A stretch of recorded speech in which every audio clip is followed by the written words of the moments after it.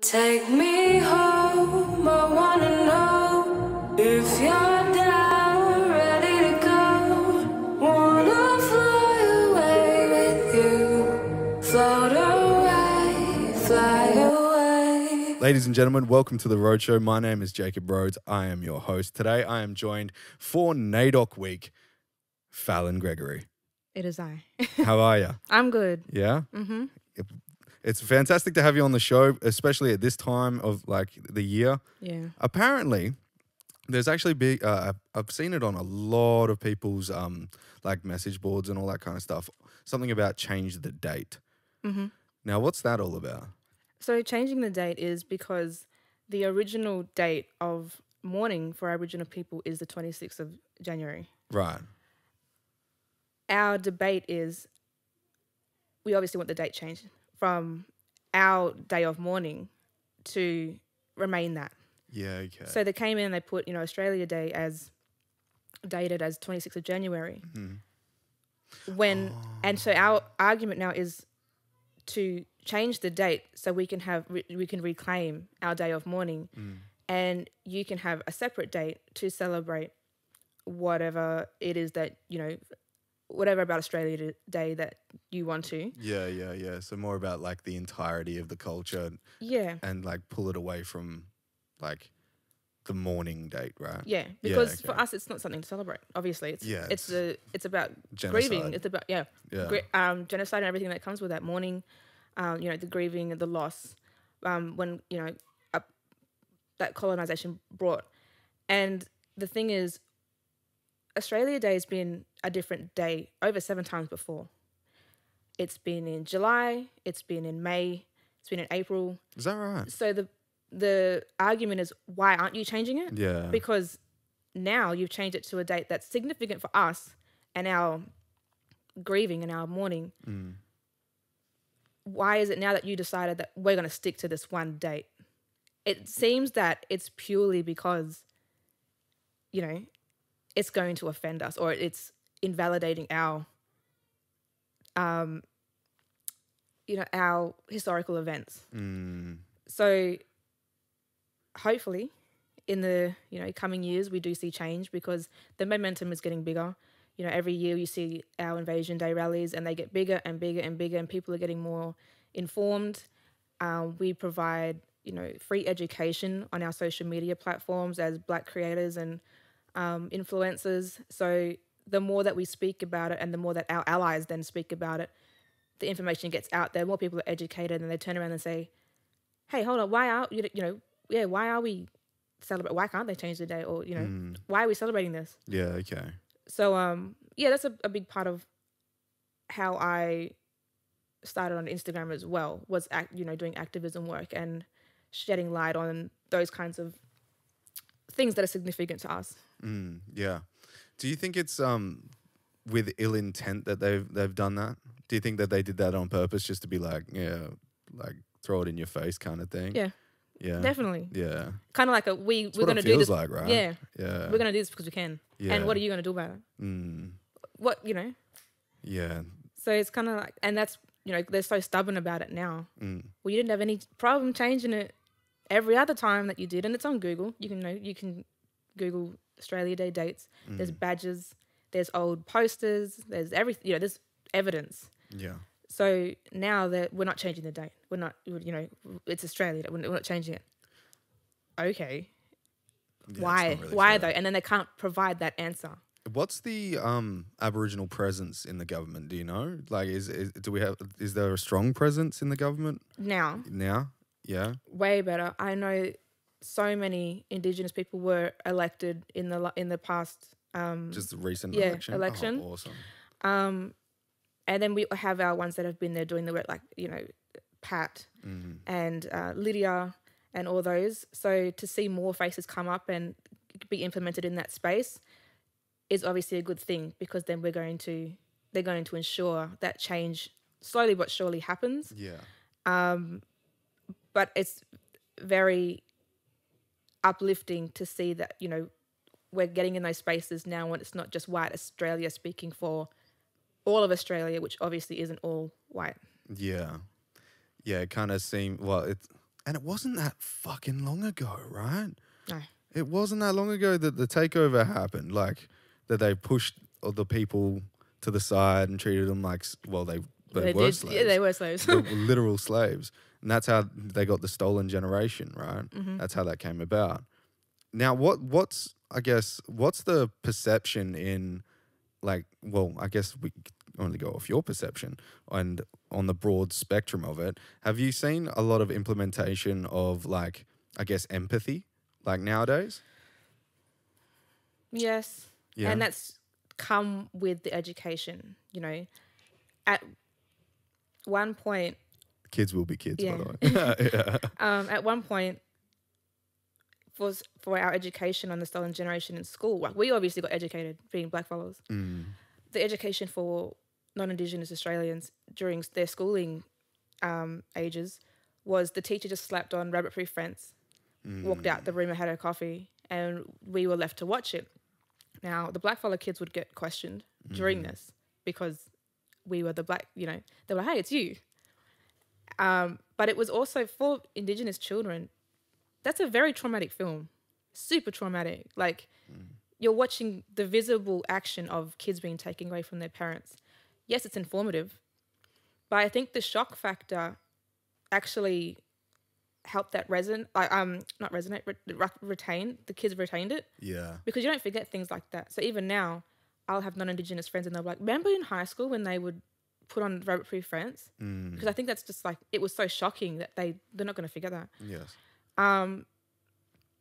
Now, yes, we do see a lot more empathy because with education comes understanding. When you're, I guess, ignorant to the fact, that's when you kind of repress any kind of emotion towards it because you don't want it to be true. You don't want that to be a fact. You don't want it to be historically correct. You can go off the fact, you can go off the, story that it's a myth or, yeah, that might have happened or it did happen, So you putting emotion towards it and acknowledging it, that's when you can no longer turn around and say, I didn't know about this or I was ignorant to that because you've been educated. Yeah, and the teachers just putting a movie on in front of you, it doesn't glorify it, but it kind of makes it, like that. Yeah, it's a movie.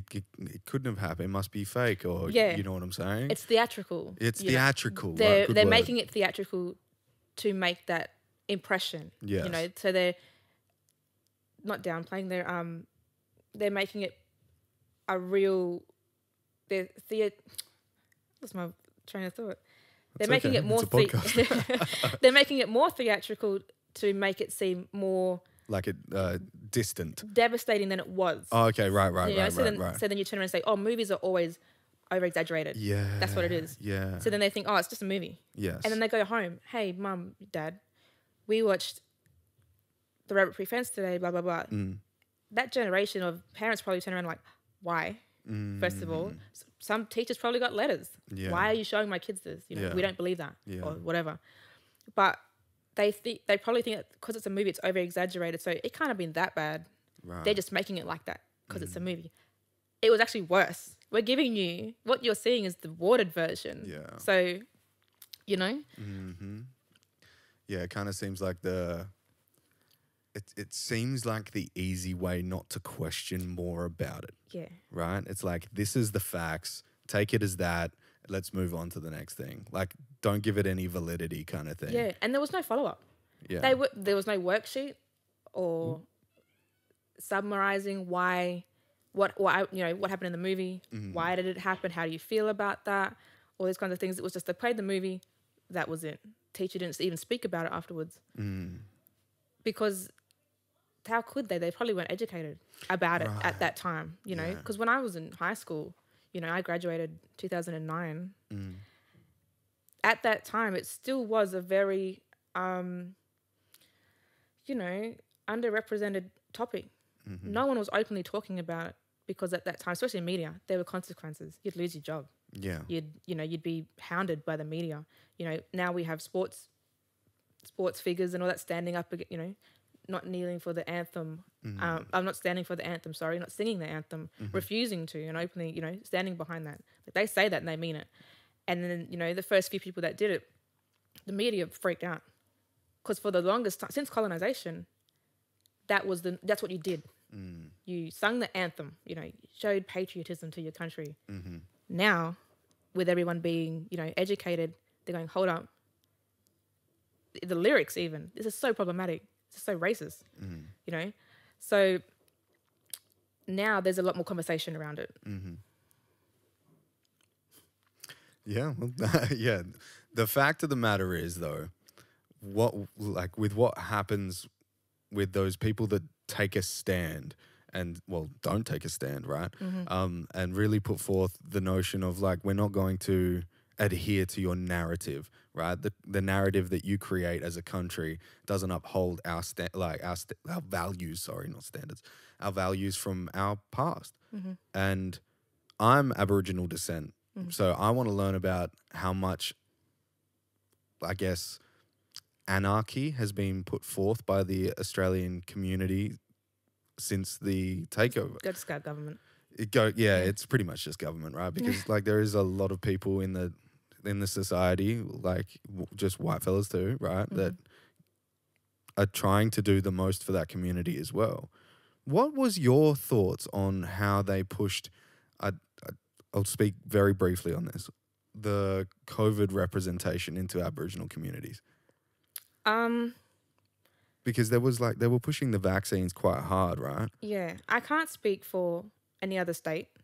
I can speak for WA because, you know, I'm a follower of Mark. I love, you know, how he handled it. How he handled everything was great. And you'd go on Facebook and you'd see people like, oh, get over yourself and, you know, let us out and all this kind of stuff. His timeline for how he did things, I find, was excellent because we look at New South Wales and we look at Melbourne and, you know, Victoria and all that. And they were in lockdown for, 2 years? Like, actively in lockdown. We had the luxury of being in lockdown for a week, then we could, you know, ease out. And then the mandates kind of lessened, no masks and all that kind of stuff. Yeah, we went back a few times. But we soon found out that you do that 1 week, the sooner it's over, you know, kind of thing. They did, you know, push that narrative into our communities, and they had to, because this does, you know, relate to colonization. These diseases aren't anything that we're genetically equipped to deal with fight against. So if you bring things, and it never has been that, you know, they brought a Spanish influenza, they brought smallpox, all those things affected us terribly because genetically we weren't able to fight those. We didn't have... That's a really good point. We didn't have diseases. You know, healthiest people in the world. And then upon colonization, they brought all those things with them. Down to, you know, sexually transmitted diseases. Yeah. Everything. So, yes, they did push it into the community. For me and my opinion, yes, I'm pro-vax. Yeah. That's a really good point. I haven't thought about it like that before. Yeah, so I see... Yeah, I've been vaccinated twice. I haven't got any booster or anything. No. My kids aren't. Me getting a vaccination, sure, because it's me. You know, I don't really care about my health. Hello, but to an extent, you should. Like, I mean, I drink and you know, socially and all those kind of things. But my children, it was still too new for me to be comfortable enough with them having that vaccination. I know a lot of my family up north got it. Children up there, you know, and none of them got any negative side effects. Oh, that's good. So it was kind of like a, why wouldn't you get it kind of thing? Because we didn't see a big negative, you know, kickback in WA.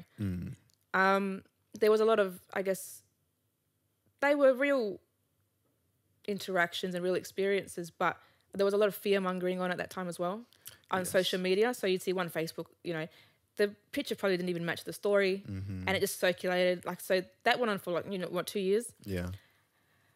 I myself, you know, took it upon myself to be like, okay, you got to make your own decision here. Do what's best for you. It's your body, you know, and that's why I didn't understand any of the, you know, the anti-vax mob. Because why do you care that's my personal business. You know, who I sleep with is my personal business. What I eat, where I go, all that kind of stuff, that's my life. And for them to be out protesting about what other people are doing with their body was a bit I was like, why?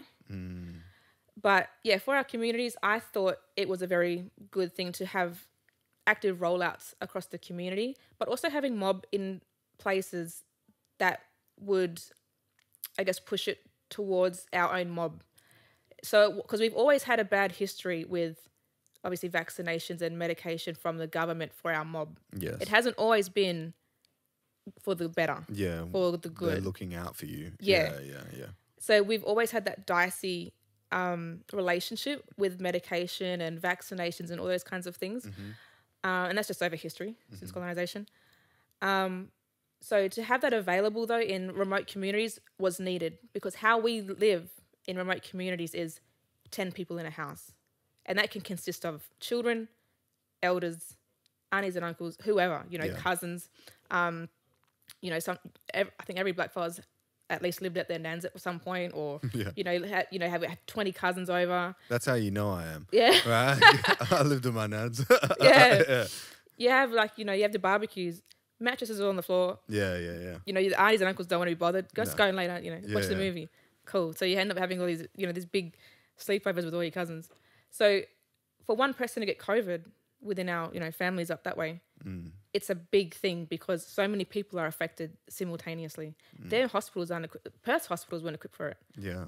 These remote communities obviously aren't equipped, and we didn't have the access to the proper COVID, I guess, process.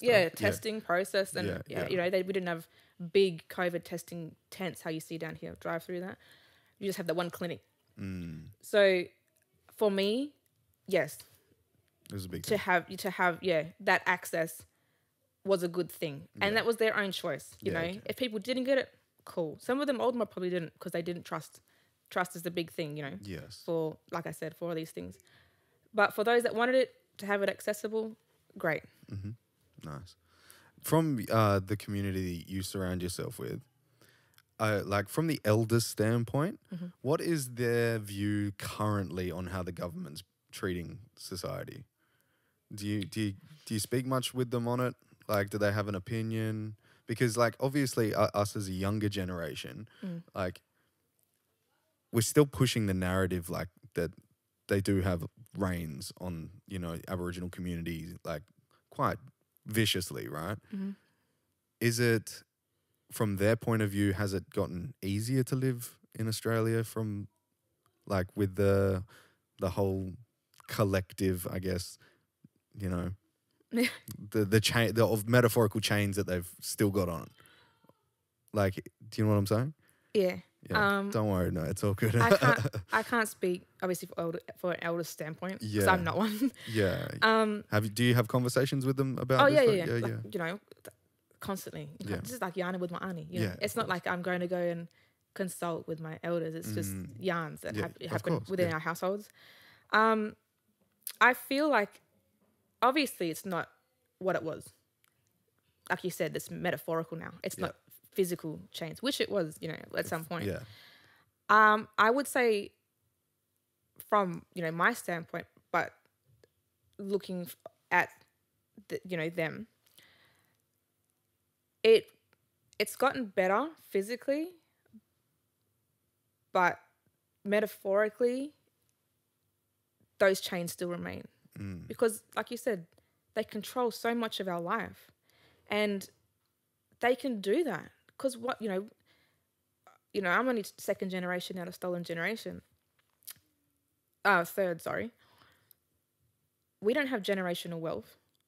If anything, there's if you get to Google stolen wages, where all our mob worked at farmhands, maids, out in the fields, and all their wages were stolen because the government turned around and said, we can take 70% of your wage, which back then wasn't a lot. Like, thinking about it now, $5, whatever. But to them back then, that was their livelihood. Yes. So if you were working at, BHP or whatever, someone came in and said, I'm taking 70% of your paycheck. Jeez. Right? So there's things like that. And our elders have obviously gone through so much, and they've paved the way for our generation. They've stood up and they've protested. And like this ties into this year's NAIDOC theme, which is Get Up, Stand Up, Show Up. They got up and they protested and they stood up and they challenged laws and they challenged things that were normalised.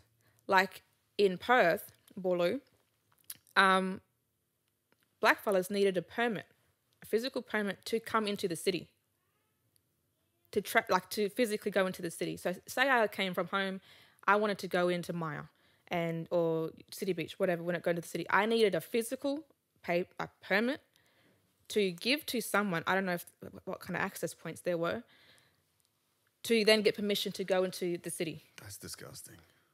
So all this is obviously available via Google. But those kinds of things, I think, stay with them. Yeah. And it's just... Well, that's a trauma, right? Yeah. Like having to be... It is traumatic. Yeah, have almost an agreement to be like... An allowance. An allowance. What do you call it? When you ask, permission. To be permissed... Is that a word? I don't even know. It is now. It is now. To be allowed to go in your own country. Yes. And walk within, at that time, society. If you were rejected, you weren't civil enough to be amongst society. What? So those kinds of things, it's traumatic. So, and I didn't know that. Our generation deals with certain traumas as well. Getting followed around stores. I've never forgotten once when I've been followed, I could name you every store, what they did, all of a sudden I walk down an aisle, all of a sudden they need to check the bread that's in that same aisle, those kinds of things. So for elders, I feel like they're living in a world where they've seen so much change over such a short amount of time. They've lived through, 60s, 70s, 80s, 90s, 2000s, 2010s to now. Even in my life, I'm 30 next month.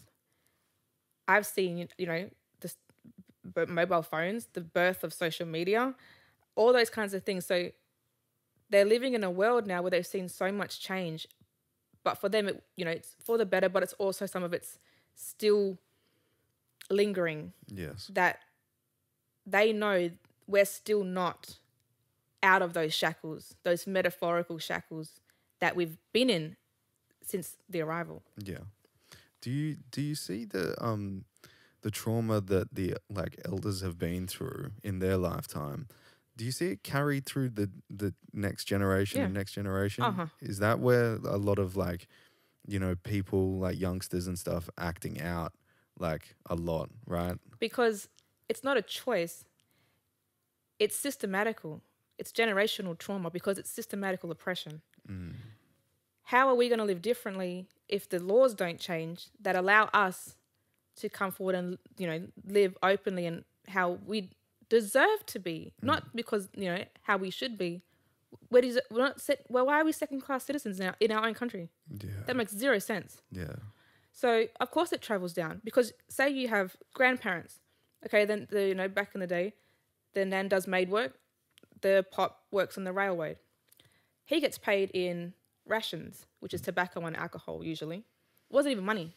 She gets paid in rations, sugar, flour, milk, whatever. They have back then 6+ kids. They're surviving off that wage, and this wasn't normal. This wasn't irregular back then. We had big families. The next generation, he works, farmhand or whatever. He now gets a wage. 70% of that's getting taken, like I just said. She works. Probably maid work as well, or some kind of housewife job. If you're lucky, teleprompter, some kind of thing, They have 5 or so kids. Next generation. And all the while, they're dealing with their own traumas of racism,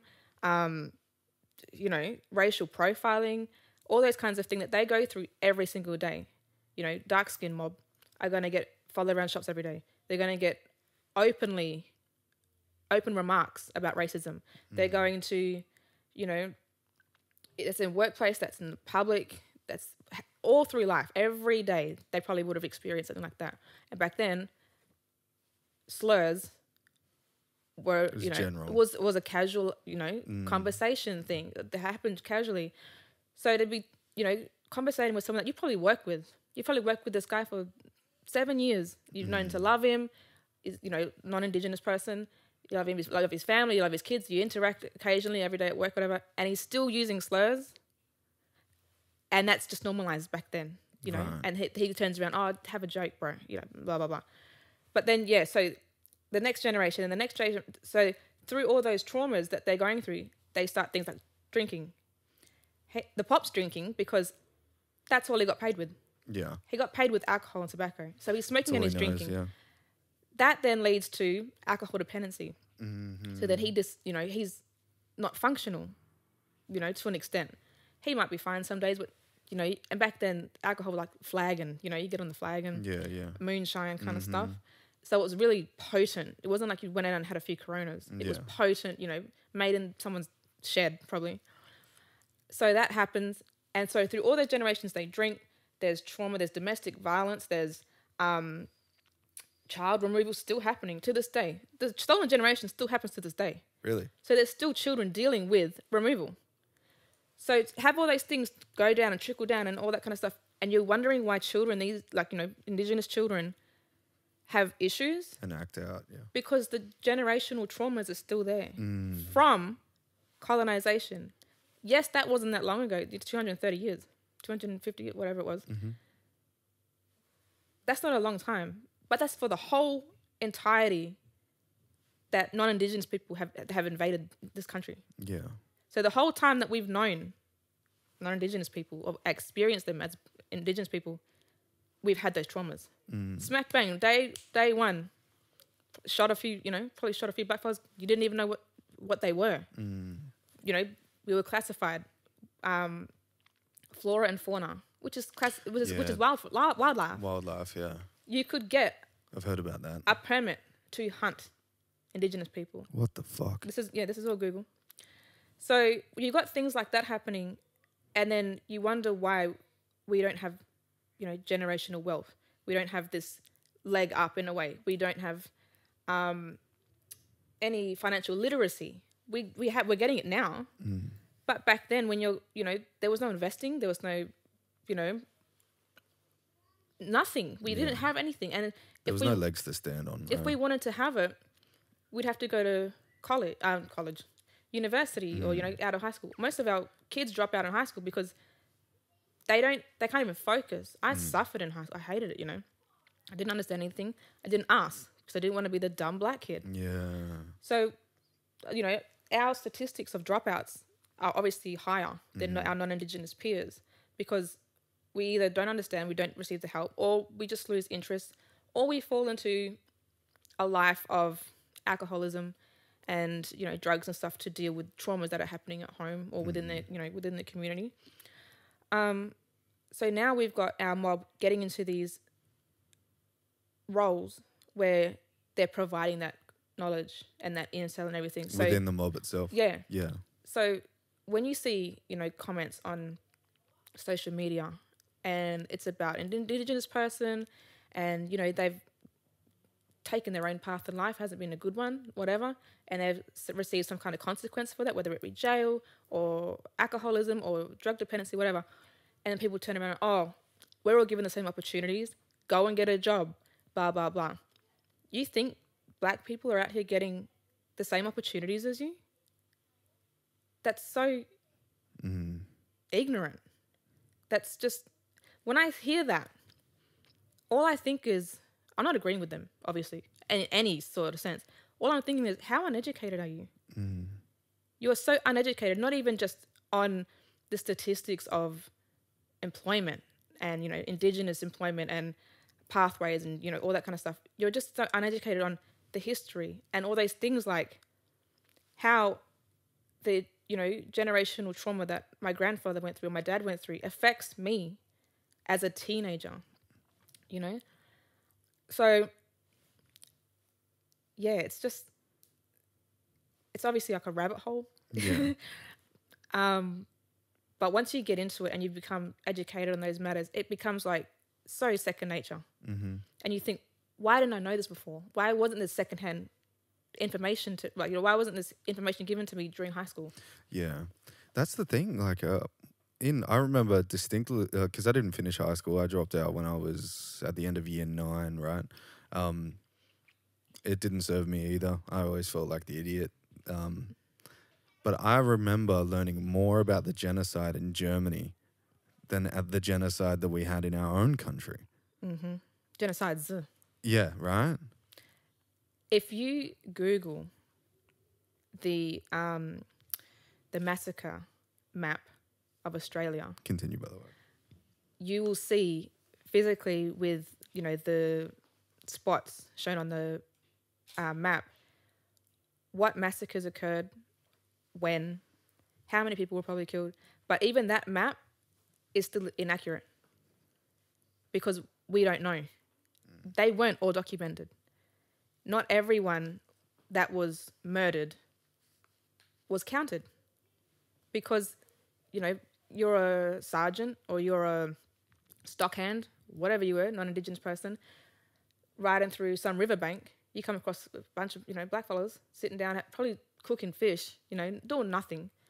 Shoot 4 of them, take 1 back with you, which is probably a kid, to then grow up on the farm and work, you know, slave ways. He's not documenting, oh, I killed 4 blackfellas today at the, you know, he just done it.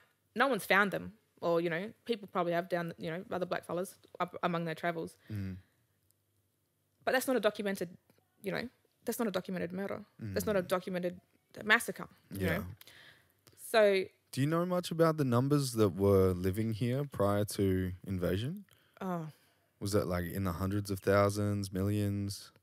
Yeah. Yeah. It was a fruitful continent. Mm. It's not the continent that we, you know, we have all these rural areas. Yeah. Back then, just you know, purely untouched. Yes.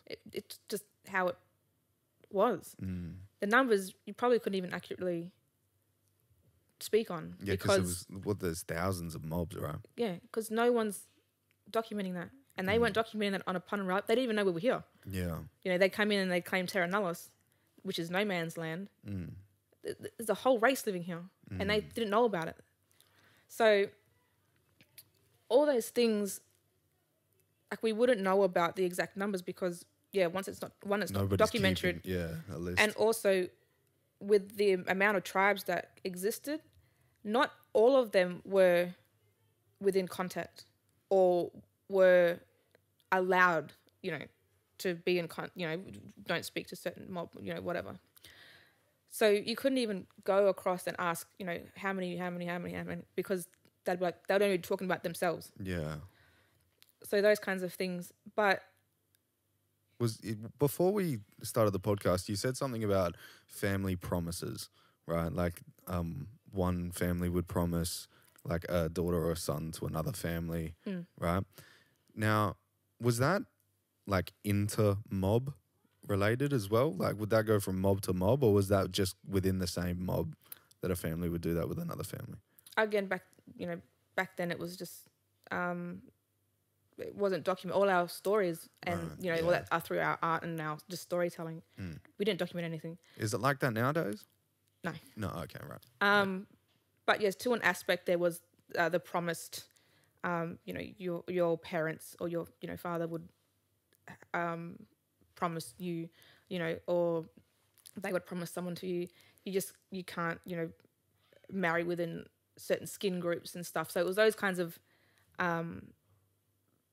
cultural protocols that we existed by. Well, that's interesting, right? Because that's just the human standard, right? That literally just glorifies the human nature that like Aboriginal people back then were even living under. Because in India, that's what they do as well, right? They have promises from family to family. Like, in a sense, it's ours wasn't. I feel like I can't speak, obviously, from South Asian mob. Their arrangement was financial. Yes, there's the dowry, and there's the I'm going to offer you this cow or this livestock, couple of goats, for your daughter. Blah blah blah blah. We didn't. There wasn't that exchange. Yeah. It was just you get married because that's the proper way. Okay. You know? Yeah. So there was no gain, you know, from it. It was just the you had to go the proper way. Yes. Right. That's interesting. I haven't thought of it like big because there is obviously financial gain in those countries. And we don't really, back then, we didn't really have livestock in this country, Well, right? we didn't need to gain. We didn't need, nungas, they don't even have a word for thank you. Is that right? Because they give. In our culture, we give. Interesting. We don't give to receive. It's not we don't care if it's reciprocated. Right. We give. And then you have white fellas saying like Everything's they're so rude. everything's about gain, for white fellas. Oh yeah, exactly. Yeah. They come in to spaces. How can we monetize this? How can we profit off of it? How can, blah, blah, blah. These mob that come into our art spaces, and black fellas that are beginning their journey of reconnection, they use painting as an easy way to monetize and create profit, which is wrong because you need to do groundwork and reconnection to be doing things like painting, which is our storylines, our totem, our family bloodlines, all those kinds of things go into these paintings, and that's what makes it authentic because that's our lives. They come in with this sense of, this looks pretty, and you're getting $3,000 for it. I'm gonna start painting. It's only a few dots, blah blah blah. So they incorporate our traditional markings and our traditional symbols into contemporary art, and then pan it off as indigenous art. You see this in Bali. You see this everywhere. You see it on social media now, especially. You see that real neutral color, dusty rose, something you'd put in like a beachside home. Okay. That aesthetic. Yeah, it's a little fruit fly or something. I think it's off that plant. Your new plant. Yeah. I call him Frank. Frank the plant. Yeah. It's my first house plant. Welcome, Frank. Welcome.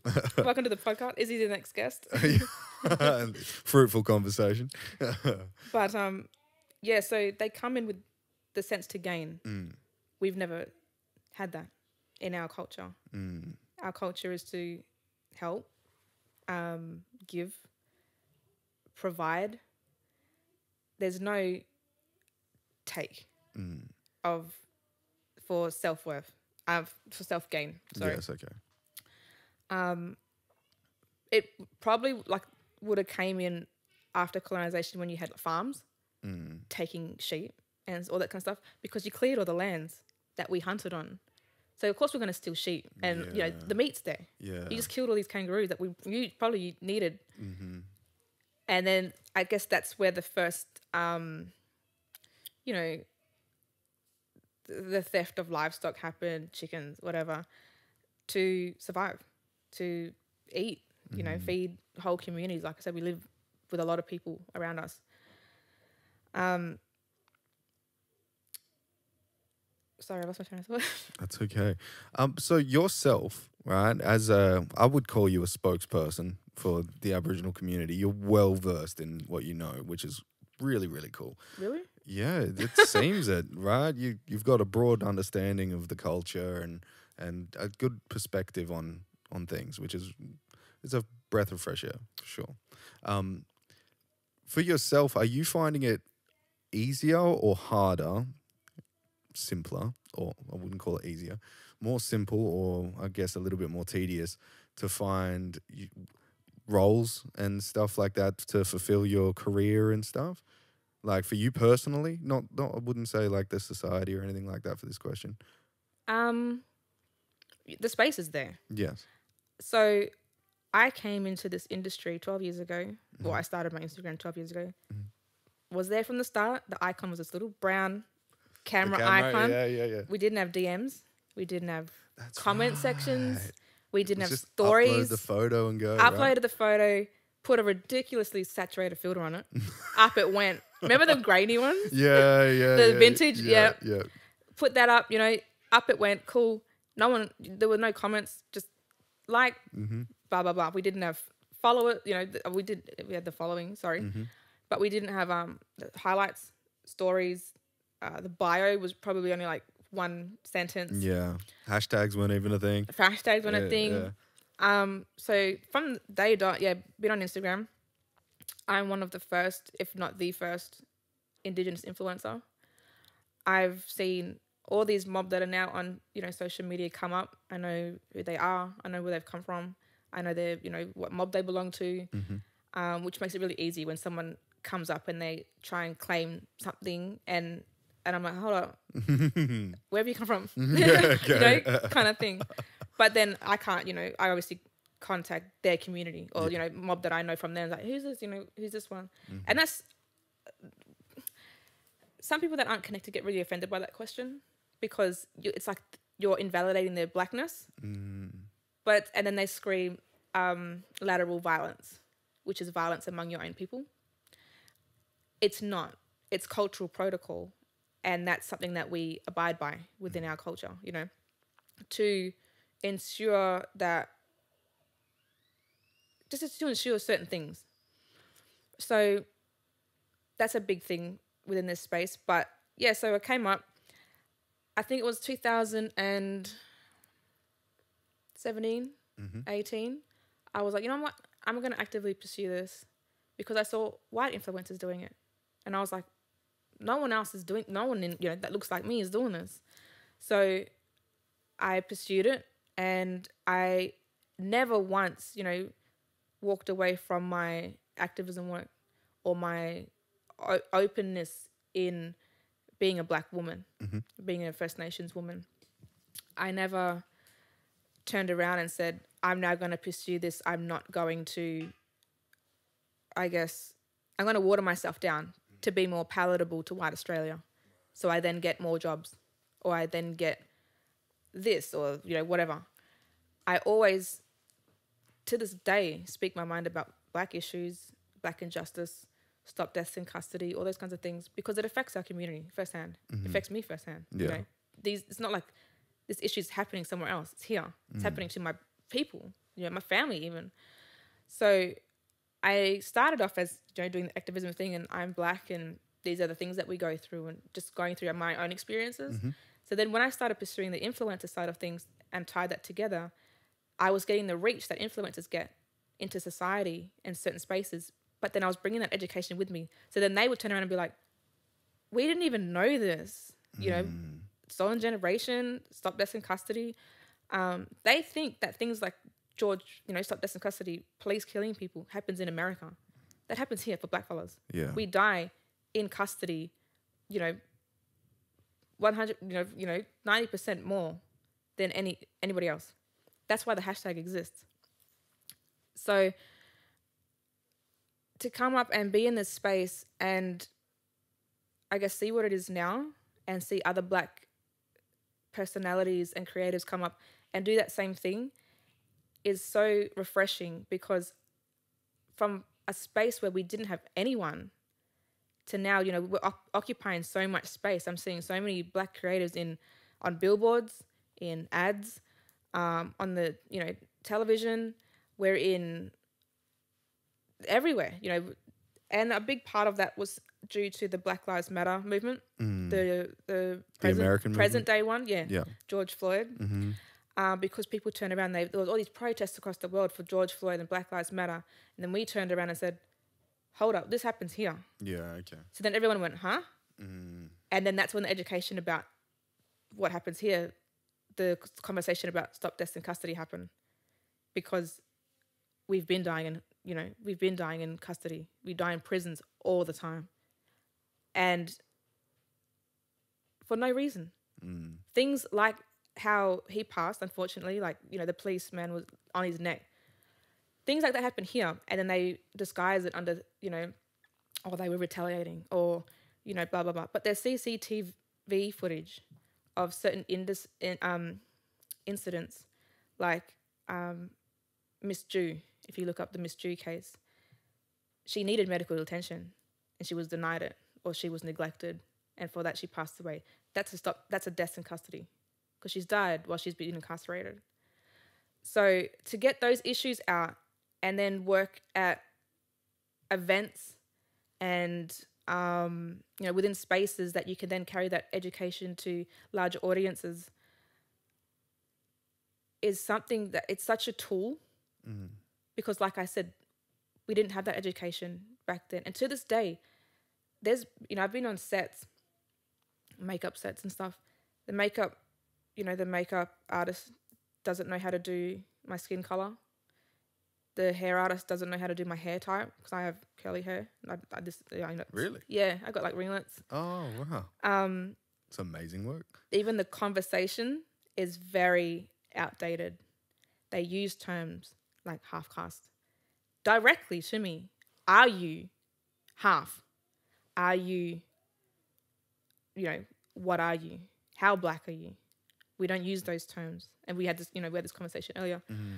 We don't go by percentages. We don't go into like blood quantum theory. If you're black, you're black fella. So now to have black makeup artists, black people doing my hair, the conversation is joyous and empowering, and we're driven, and we're all supportive of each other because we know what it's like to be in this industry while being a First Nations woman, and how underrepresented we are as a demographic. We're the most underrepresented demographic in Australia, in the world, as Indigenous people. Yes. So to now have a space where we're flourishing and we're now almost the standard, we're pushing the non-Indigenous beauty standard out of the way. I've had, when Black Lives Matter happened, I had First Indigenous, First Nations mob contacting me like, oh, this influencer's going off at me because she's having a gripe about I got this job over her because I'm black and it's tokenistic and opportunistic and because she has blonde hair and blue eyes, blah, blah, blah. All right, let her go off about it then. Let her kick off. Because for the longest time, she has been the beauty standard. Since colonization, we've always been beautiful. We are beautiful. And I was like, it is opportunistic and it's tokenistic, but why wouldn't we take that and run with it to push ourselves into them spaces? We know what these brands are doing. We know what their end game is, the diversity thing.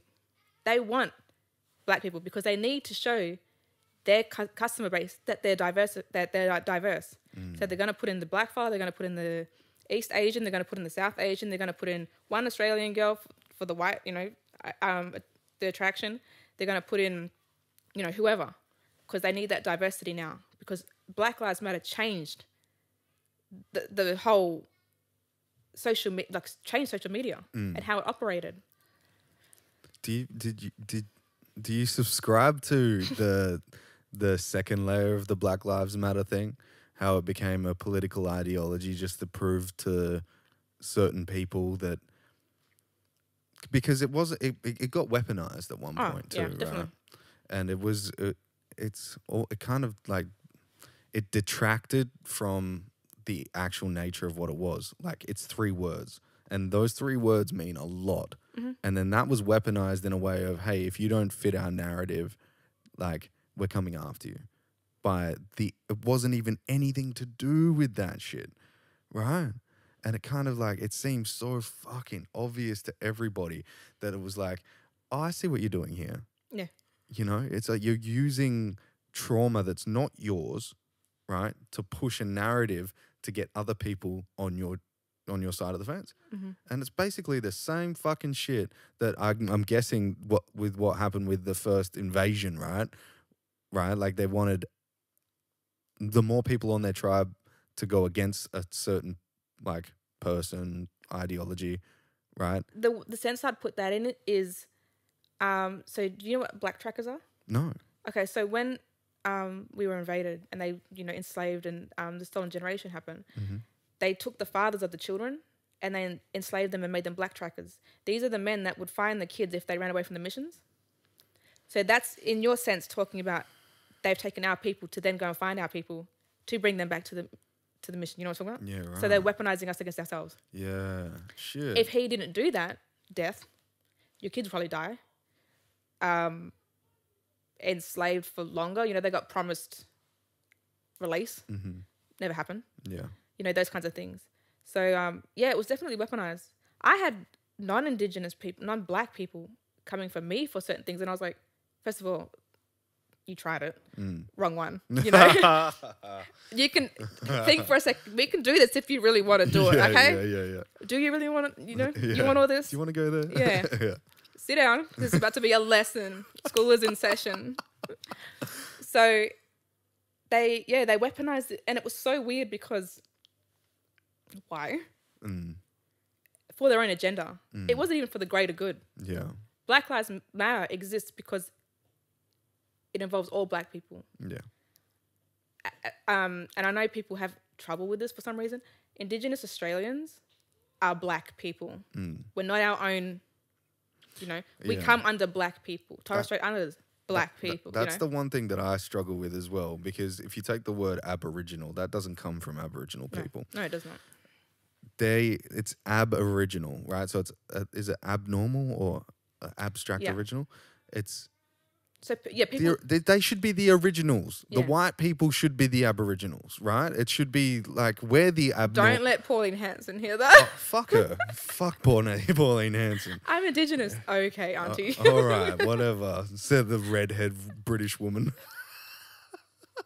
She's so many things. Oh no, I know. Starting with a C too, right?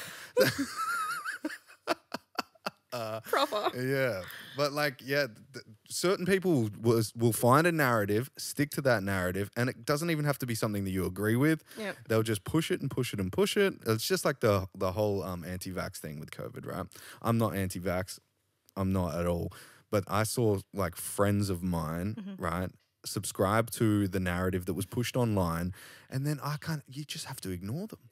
Like at some point you got to be like, this guy's going fucking crazy. Well, you just have to, because like, you know, I obviously have anti-vax friends, family, you know, people that follow me, and they would be like, can you share this, blah, blah, blah. Oh, no, sorry, you know, because I actually didn't speak a lot about it on my profile, because like I said, it's my business. My beliefs are my business. You know? I choose, and it's calculated what I share on social media. Yes. I didn't want to share it because then I'd go down a rabbit hole of Google articles, and my cousin went through this and said this, and you know, this is my information. But it got to a point where mentally I was like, good for you, that's you follow business. And then not ignore, but just it's like, I'm gonna take a break from this for a bit. that's your thing. Yeah, you believe what you want. I'm not gonna sit here because I'm not doing what you're doing. I'm not gonna sit here and be like, you have to get vaccinated and push you into a clinic. Yeah. Why would I? Your life is your business. Nothing to do with me. So that one friend that I had, he started sending me like... That one friend. Oh, there's always just... that one friend. Yeah. I started receiving like 60 messages a day, and they were just all forwarded messages from people. Like, that's that... But even the first-hand experience? Yeah. It's just like, I found this article from Germany. Yeah. Blah, blah, blah, blah. Yeah, it's an echo chamber, right? People live in echo chambers. And if you subscribe to the echo chamber, they're going to feed you back the knowledge that you already have to confirm your beliefs in what you're already looking at, right? And I'm guessing that's exactly how they operated back in the invasion days. Like, see, we told you they weren't the right people for this nation and all that kind of shit. And then, like... then they get that narrative in their head, right? It was more like, whoa, there's people here. What are we going to do with that? Because they couldn't erase all of us. Hello? They failed it. Yeah. Good try. Yeah, good try, fuckers. But, so, that's when the blood quantum thing came in. So do you remember, I don't know if you remember part of the Rabbit Proof Friends where A.O. Neville, who our people call him Neville the Devil. He was the chief of Indigenous people. No. Yeah, so they appointed one non-Indigenous person, as the chief of Indigenous people, and he controlled all that kind of stuff. So there's a scene in the Rabbit Proof Friends, and he's talking about how they're going to breed the black out because they couldn't kill us all. So their next plan B was to breed it out. So that's when he's talking about, you know, Indigenous grandmother, half daughter, quadrant, grandson, something, some percentage. And then 16 and all that. Blah, blah, blah, blah. And that's how they were going to breed it out, because they were just going to keep putting them into missions and stuff and assimilating them into society. So then they'd have white partners, procreate. That child would be the product of a black or, 1/8 Indigenous parent and a white parent. So then eventually that's what happens, which was hard enough because being the black gene, it's already dominant. So you had a lot of work before you're going to breed black people out, you know. It's always the dominant gene. So to have things like that, you know, during that time, and like you said, it's not long, you know, it's not far away. My grandmother's mother and my grandfather's mother were stolen children. Do you know what year it happened? Mine or the stolen generation? The stolen generation. When the first one was? Was it like the 1800s? A bit before so that. Was that 250 years ago or so? 250? So around that time. I can't do maths. It's okay. It's okay. So, yeah, to have things like that in play was just so weird how that's normalized. Because it was an obsession. Yes. He was so obsessed with this ideology that Ideology.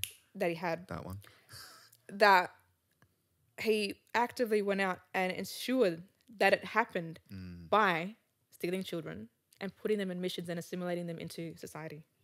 Sick. Sick in the head. Sick in the head. So, yeah, he's actually got a, you know, in Kings Park, there's the trees with the plaques. He's actually got one of those up there as a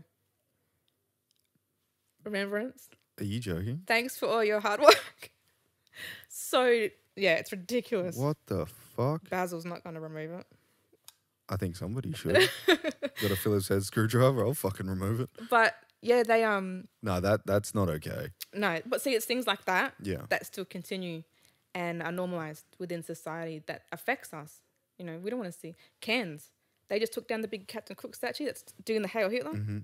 Hey? Yeah, I didn't know about this. it's been up there since whenever he was doing that. Just ripped it down. 2022, Yeah, that's not cool. and they wonder why we just deal with traumas every day. There's a Captain Cook. Yeah. What about that cheese company? Right? Oh yeah, That was fucking a bit fucked up. Right. And I've had so many people, like white people, because everybody else is like, no, it was good. Like, so many white people say, oh, come on, it was just a family name. It's like, whose name is? yeah, whose name Hi, is? I'm Fallon. Yeah. I don't think that's what that is. I think that probably came from, you know, a slavery kind of, you know, like. If it was a name, it's derived from that. Exactly. Definitely. Yes. So if that actually was somebody's family name, that's probably why. Yes. You know. Yes. For us, you know, well, for me, I can only speak on myself. Great. Thank you for that. We got bigger things to worry about than a cheese name. Yeah, you know? exactly. While the change was welcomed, and that's great, you know, we need to get rid of that slur, you know, definitely. But they made it such a big thing. And Like, the we're doing timing- this for you. The timing after Black Lives Matter was almost like, chuck us a bone. Here you go. We're contributing. You know, be happy with Is this. that when that happened? It was after, was it last year? Year before? Oh, yeah, I think it was a couple of years back. So yeah. Black Lives Matter was 2019. Definitely like last year before. So recent. So yeah, after the fact of Black Lives, you know, all that kind of stuff. And it was just kind of like, they made the issue into such a big thing so that when it changed, it was like a relief. They had just done it. I would have went to the shop the next day. Oh, it's not called that. And I'm okay, cool. You know, my friends can't use coon jokes no more. Well, they, you know, as kids, they did in primary school and stuff. Why don't you go get some cheese? So the timing was also very calculated. And I know there were some indigenous spokespeople that came out and said, you know, why, and argued the fact that's their issues, that's their problem, you know. But so while the change was welcomed, it was just it's a very tokenistic gesture. Because besides that, what are you donating now to remote communities? Are you donating to, you know, whatever land, the community of the land that you live on? No, there was no follow-up or anything. Not that they're obligated to. But with that, so the tokenistic gesture without any kind of empathy or follow-up or incorporation of any other, you know, way that you're going to help impact Indigenous culture, you know, Indigenous communities. Thanks for that. Yeah, it's not. Next. Yeah, it's not a big thing. And then the next tokenistic thing will come on, you know. Yeah. Well, instead of tackling those like hard-hitting problems that can Yeah. actually change communities, they're going after Yeah. little things that almost... That's what it is. Yeah, but what also does as well is because that's like a household name. Let's take the cheese company for example. It was like a household name for white people, right? And then they've gone in. They're like, oh, they are making changes, right? So in the white people's head, they're going, oh, so they are being looked after. Like it's like, wait, that ain't it. Yeah. That's what I mean by calculated. Yeah. So it looks like we're now being treated fairly and just. Yeah. Thanks, I can now buy cheese comfortably, but my cousins are still dying, and the there's no actual change happening. Yes. Yeah, it's it's a throw rug. Really. Yeah. Yeah, it's a make It's you a feel diversion. comfortable. So everyone goes, oh my God. And then you get the arguments about, Divergent, yeah, the things that we actually care about. Oh, what else do you want? Because they see we're getting these tokenistic changes, and that's what they focus on. So we start speaking about our real issues. That's when the non-Indigenous, they turn around. What more do you want? We just changed this cheese name for you. And you want to go and complain about people dying in prison? How ungrateful are you? That's what they want. So we look like we're asking for this, when we want this, but you're giving us this, Yeah. And in no way does that ensure change for anything else. Yeah. Because the changes that they're making stops there. Yes. It's not like we're going to change the cheese company is going to turn around and dismantle systematic, oppression. Yeah. Yeah. Well, if they had done that and then they were like, okay, now because of that, like that series of years of racism, just due to that fucking one thing, you now have to give 50% of your income to Aboriginal communities. Yep. Then that would be like, okay, now you're doing something good. Yep. But they didn't do that. If you a percentage of each sale, or a percentage of a bulk, obviously they get it in cartons, I'm assuming. Yeah. I guess so. A box. From a cow. Yeah. You hope. Oh, yeah. Percentage of each box, crate, whatever. Yeah. That goes to, a community of your choice. And that's what we do. Even as individuals, we get a big job, we tend to just give back because we know what it's like to not have that support. When you're paying Black creatives and Black influencers, you're giving to our community. Because we turn around and we say, we make sure, all our mobs, you're right, anyone need any help? Or, I'm late on my rent because some financial thing happened, blah, blah, blah. Here's $200 of my own money, not even from my work, nothing. Just my own money that I could have turned around and spent on my kids or myself, or bought lip gloss, whatever. Anything. Yeah, but you need it. So I actually do this thing I've done it every year for the past, I think, two years. I've done it twice a year, actually, for the past 2 years, and it's called Feed a Family. And it's just for my followers to donate either money or Coles vouchers, and I then turn around and give that to families within the community. And obviously, if you get like a $50 voucher, that can go to an individual, but if you get a $200 voucher, that goes to a family of 5, that kind of thing. And that's how I pan it out. That's cool. But that started with one brother boy over east. His name's Balaloo, and he brought it on because there was no WA mob doing it, and this was during COVID. So when they had other lockdowns and people were missing out on toilet paper and food and all those crazy things, we were disadvantaged because half of our mob are waiting for settling, or we've got big families, we can't feed 7 kids because we got a 1-income household, blah blah blah blah. I'm not saying that that's the standard of how Black fellas live, broken families, all that kind of stuff.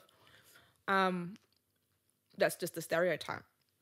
But he came up with this initiative that I was happy to take on, because I was like, no one is actually doing this.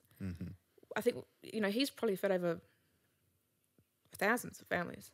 Damn. I've just on the west during the couple. What's his name again? Balaloo. Balaloo. At Balaloo, yep. Shout out at Balaloo. I'm gonna start following him. He does great work in the community and stuff. He's a model. Hey, he just walked Australian Fashion Week for Sydney. Is that right? Yeah. Fuck yeah. So he's definitely one to follow. But through that initiative, we've fed countless families, and especially in a time of need, we've all been there. I've got 2 kids, single parent household. I've been there definitely. I've been homeless when I was younger. And it's just those experiences that then turn around and make me want to give and provide for our mob that are probably going through that right now, you know. Well, shout out to you. Your kids are amazing. You brought them with them. They've been quiet. Oh, they've been quiet. Yeah, they've been good. Yeah. No, you obviously doing well for your family. It's pretty cool. Good as I can. Good to see. Yeah. Yeah. No, it's an interesting time in our lives at the moment. I've just turned 30 as well. Really? Yeah. So yeah, same year. Early 30s? Yes. Yeah. But it's an interesting time of our lives. We get a lot more perspective right now, just because of like the amount of information that we have coming in due to social media and all that stuff. That's how I found out about you. Shout out to Prophet, yeah, shout out Prophet. Yeah, it's a great thing to see someone like yourself thriving and taking advantage of this as well. You're obviously well versed in what you know and have solid like values and ethics. So yeah, that's a couple of good legs to stand on there. Yeah, it can only go up. Yes, you know, and like you said, we live in a questionable time now. You know, I think everyone's kind of in this weird place where they're succeeding, but they're also feeling the stress of the inflation. Like the government's gonna say, but we're in a recession right now. Inflation of everything. Mental health is at an all-time low. People are, you know, taking care of their own mental health, but also withdrawing. So, not that you can afford to go out, I guess, and drink now. There's like cocktails like $15, you know, $18 each. Yeah, I just filled my car up. It was like $110. Yeah. It was like, fuck off. Yeah, see, but I think with social media, and as people, you know, especially in our kind of line of work where we use our social media as that's our career. We use it, you know, I don't know if it's your career actually. Is it like a hobby or is it? Well, it's in the midst. Turning into turning into that, yeah. So we have to be very selective with what we absorb, especially on social media, because it's such an, you know, the information's there. It's such a fast way to circulate not only good information but incorrect information. Yeah, and propaganda and stuff. Yeah. So you have to be very selective with the accounts you follow, the people you follow, you know, all these kinds of things. I know that during, you know, anti-vax and all that kind of stuff, I unfollowed a lot of people, not just due to that, but just the way that I saw people, even people that I've known for years and I love, you know, the way that they thought, I was like, I can't justify that to my my way of thinking or my way of life. Yeah, you know? the informational diet that you have. Yeah. Yeah, because we process information like food, right? Yeah. If you eat KFC all the time, you're just going to be like a slob. And if you're like eating... I love like, KFC though. Oh, the sorry, day it's after? so fucking good. Oh, no. Let's not talk about that. Let's just talk about how good it is. No, but like it's the same for information. If you're taking in bad information or like incorrect information, you're obviously going to propagate that in your mind. Yeah. And it was like, that's fine, you know. Like, I won't follow you. You'll find someone else that loves what you're saying. Gospel, you know, preach. You're going to gain another follower. Yeah. And that's why I don't like people, you know, always unfollow me. Or they did a while ago, and it was because I was talking about like issues, blah, blah, blah. They give that big exit speech. I'm not following you no more because blah, blah, blah, blah. This doesn't align with me. Okay, Karen. Bye. Yeah. You know? Someone else is going to come along and follow me, and they're going to love my content. At the end of the day, it's just a number. Yeah. So you were here because of what? Because I've always been talking about this. So you've just sat there, bit your tongue, until it got to the pushing point. Yeah. I always sit there and I'm like, I wonder what the breaking point was for them. Yeah. Where they were like, I can't do this anymore. I follow. I have, with the podcast. See, I do these reaction videos as well. One literally this morning hit like 2 million views, right? Real? They're reels, yeah. Yeah. Yeah. Reels is reach. Oh, insane. Crazy. Insane. And I'm doing that as a social experiment, right? Because with the podcast, it's good to have, so there's 16 points of attentive, 16 points where I can grab someone's attention, right? Before they trust who I am.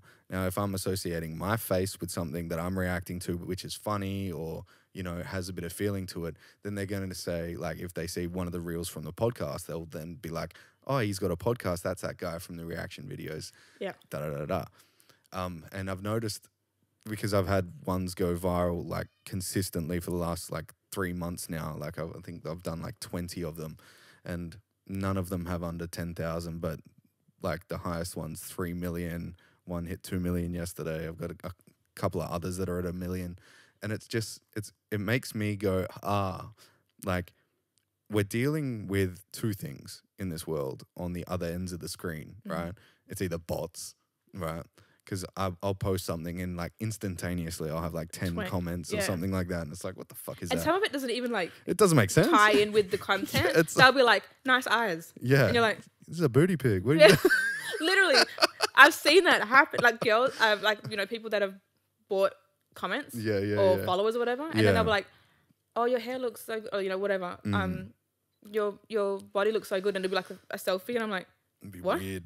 It'd be weird. So like no related context or anything. And the other thing is real people. Real people on the other end of the screen. So like the connection between us is literally just a feed through the ether, and that's science. Twitter sphere. Yeah, the Twitter sphere. But yeah, it's real people, and you know, people want to feel like they're a part of something, and people also hold narratives, right? And if something goes against their narrative, their echo chamber, if you will, they're not they're going to be like, I didn't think you were what I thought you were, and it's like, I don't give a fuck. I'm not doing this for you, like specifically. If I was doing it for you, we'd be living together. Like, you know what I'm saying? I'd have your phone number. Yeah. On FaceTime. Exactly. Look what I'm doing. Yeah. There would be a sense of like importance of like your actual opinion on me. Yeah. But there's not that. And I think if we separate ourselves just in a fraction, it doesn't need to be a lot, but just a mild separation from like the subjective nature of other people's opinions, like we can live a little bit more freeing. Yeah. You have to. Because if you feel like you're catering to your audience all the time, when does it turn into why, you know, you're catering for yourself? Yeah. That's why when they do turn around and, you know, comment like, oh, I didn't think you were like this. When wasn't I like this? Yeah. I've been like this since I've downloaded Instagram. The first day I got it, you know, I speak about being black because I am. You know, it's funny because I get some people, like I'll share memes and it'll be like, black dads be like, blah, blah, blah, blah. And someone will be like, my white dad does that too. And I'm like, how would I know? I never had a black dad. I never had a white dad, you know? So I'm like, okay, then you share it and then cross out black and put white on top of it. You know, whatever. Do what you got to do, you know? Yeah. But we do have to, you know, I feel like remaining, while also being, you know, polite and whatever, remaining true to yourself. I don't know how cliche that sounds, like staying true to yourself. No, that's a real thing. You don't lose that sense of why, because once you have that, that's just always going to stay with you. You know, I do this for my community. I do this for my mob. I do this, you know, I do this because I like doing it. You know, I like being in the influencer space. It's my career now. And what's a job if you don't love it? I do this for my kids. You know, they work now. They do. They've worked at the Perth Roadshow. They get tickets for rice skating. Tickets to movies. All these kinds of things. So they now, in turn, from what I do, notice that, oh, if we, you know, do this amount of, you know, work, which isn't strenuous, it's just like me taking photos of them, enjoying, having the time of their lives. They're having fun, but they don't realize it's work. But they understand that in turn they get these things. You know, they get the tickets to the ice skating, they get the tickets to the movies, blah blah blah blah. We get to, you know, we get out and have fun. So I feel like I'm at a point where if I turned around and completely changed my narrative, my followers would be like, what? Since when? Or if I became like more superficial, I guess, in a sense, they would be like, okay, cool, you look nice. Turn around and talk about black fella stuff now. We don't care what you look like, you know, whatever. Yeah. So I'm lucky enough to have followers that keep me not in my place, but I guess ensure that I'm supported doing what I'm doing, so then I don't feel like I have to turn around and say, okay, I need something to attention grab and do something out of my character to get more likes or followers or, you know, whatever. If I'd done that, sure, I'd probably be at 100K right now. But my little 27K is fine because that's no small feat though. My followers are genuine, authentic. They engage, genuinely.